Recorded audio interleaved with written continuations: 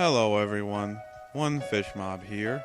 Today we'll take a look at a lost piece of media related to one of the most tragic events in recent American history.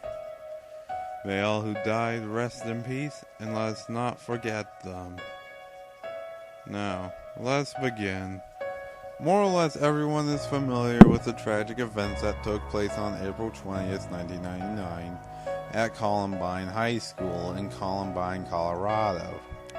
Dubbed the Columbine High School Massacre, the school shooting perpetrated by Eric Harris and Dylan Klebold left 14 students and one teacher dead and many other injured, with themselves being two of the students killed after committing suicide. In December of the same year, Time magazine reporter Tom Roach was given access to 5 videotapes that investigators had discovered, recorded by the murderers, outlining their motives and reciting a kill list of sorts, amongst other things. Roach published an article for Times on the tapes on December 20th, soon after viewing them, dubbing them the basement tapes. Not long after the article's publication, furious family members of the deceased threatened to sue Jefferson County, considering the fact that not even they had been given access to the tapes. They came to an agreement, with Jefferson County quickly screening the tapes for them and then vaulting them away indefinitely.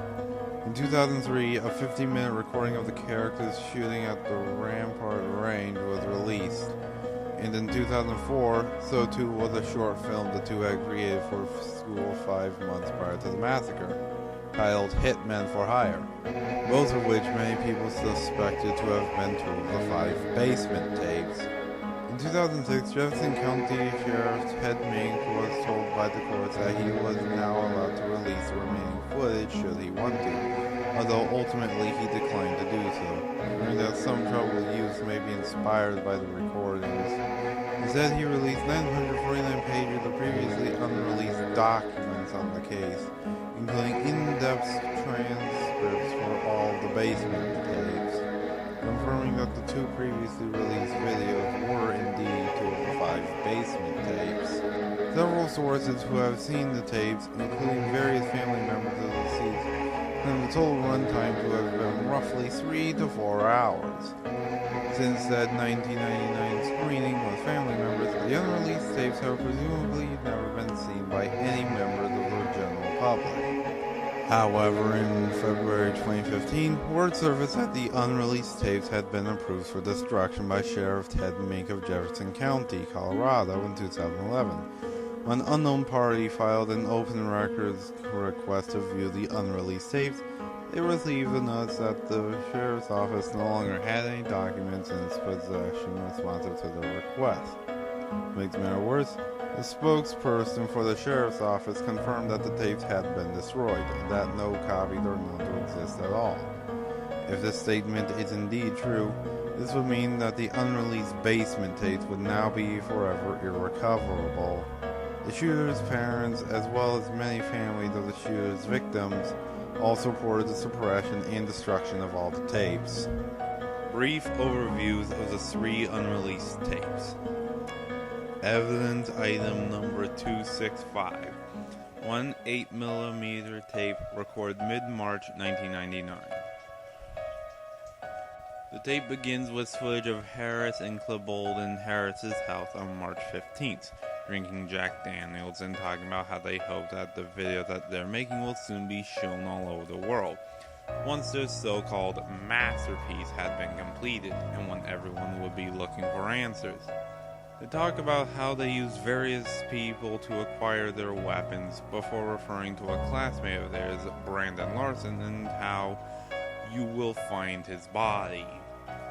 They then move on to discussing the weapons before getting into their personal philosophical views, and talking about various people who they believe had done them wrong. They continue showing off their arsenal weapons while making subtle references to their planned massacre. The camera then cuts to a shot later in the day, where the two are talking about their plan in greater detail, bragging about how many people they are going to kill.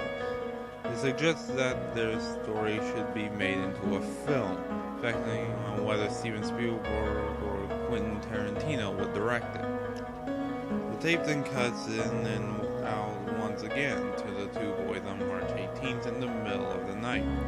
Again, they talk about their plans to murder people before discussing various things such as credit card fraud and tests, and inventing excuses on why they would need certain parts that they were still to purchase for their upcoming attack. In case anyone was to ask them, they ponder if the police will watch the entire footage of the tapes, then suggest that the authorities will probably slice the footage up, omitting certain parts to convey a specific image of the killers, twisting their words, so to speak. Finally, they talk about how they wanted copies of their videos to be sent to foreign news networks before Harris briefly references his journey. The tape then ends. Evidence item number 298. Two 8mm tapes, one recorded in April 11th, 1999, one date unknown. The first of these two tapes is labeled Reb's tape, Reb being Harris's nickname, and shows footage of the two in the front of a car, stating that we are on our way to get the rest of our gear before revealing the date, April 11th, and claiming that we've been playing this for over 8 months. The camera then cuts out and back into the two once again driving, revealing that they had just purchased 2 large fuel containers as well as 3 propane bottles. The tape then stops once more before cutting back to a close-up of Harris's face. He is now alone and begins to talk about his family, apologizing for the agony that he knew the coming events would put them through and telling them that it was not their fault. He states that there are 7 1/3 days left before listing off 5 names. Harris turns the camera to his previously seen journal, which he now dubs The Writings of God, flicking through the book while talking about his beliefs before showing various doom drawings they had done near the back of the book. The tape then finishes. The second tape simply contains small amounts of footage of Klebold, Harris, and 2 other boys, presumably in the footage recorded for the school project. As such, most people don't count this additional tape as part of the basement tape. It has been included here for reference reasons and due to the fact that it is counted by authorities as part of evidence number 298.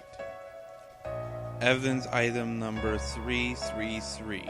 One 8mm tape recorded late March to April 20th, 1999. This tape was found by authorities in a Sony 8mm video camera with Columbine High School engraved on the side. The tape was labeled Top Secret Rampart. It begins with footage of Harris and Klebold in Harris's home, with Harris filming. Weapons can be seen on the floor, such as pipe bombs, which Harris begins to describe in detail, as well as 2 guns, a sawn-off shotgun and a carbine, and 2 boxes of bullets. Shortly afterwards, Klebold takes the camera and aims it at Harris, who is now holding the guns. The camera then cuts out and back in, now showing Harris in different clothing, again holding the guns. The two converse for a while, then the tape cuts out again. When the footage cuts back, it is Harris alone in a moving car, with the camera mounted on the dashboard. He then begins to apologize to various friends for what he had planned to do. Talks about how it's a weird feeling knowing you're going to be dead in 2.5 weeks, about whether he should do it before or after prom.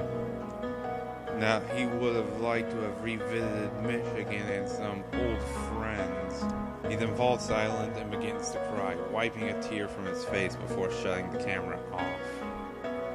The next cut-in shows the 2 men in Klebold's bedroom, fiddling around with their weapons and securing the guns to their clothing, the same clothing that they would die in. Harris once again mentions Brandon Larson and talks about his head being on his knife. Despite the 2 threats made towards Larson in the videos, he did not end up being one of the victims. They talk more about various things before the camera once again gets out. The next footage scene is of Klebold and Harris once again in Harris's home. Harris is filming Klebold. "Say it now," speaks Harris, prompting Klebold to begin giving a goodbye message to its friends and family. Klebold then takes the camera and films Harris, who too records a goodbye message. The final words spoken on the recording are of Harris saying, "That's it, sorry, goodbye," before Klebold sticks his face in the camera and also says goodbye. The final image is a few seconds of the static camera facing a sign on the wall of Harris's bedroom, partially blocked by someone's arm in the camera's line of sight, was a haunting image of the letters CHS, along with a bomb with a lit fuse and the word clue, written in bold black lettering. Authorities have determined that this last piece of footage was taken roughly 30 minutes before the attack. Thanks for watching, and honestly, I agree with them destroying these tapes. We don't need people being inspired by this event. And yes, even though I'm going off topic of what I said, this was a long video. But I will say that the next article file is going to be a lot shorter. This is One Fish Mob, signing out.